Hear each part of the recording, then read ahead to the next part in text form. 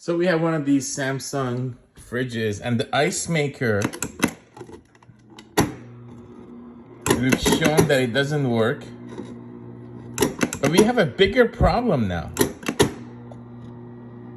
We have a bigger problem.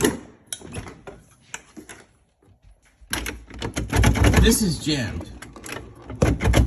This is completely jammed. Because the ice has built up on the inside. So we don't know how to get out of this unless we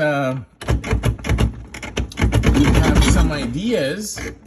This would require a full melting down of the fridge. Before I melt down, boy, has Samsung sucked. If you have any ideas how we can fix this, please comment below.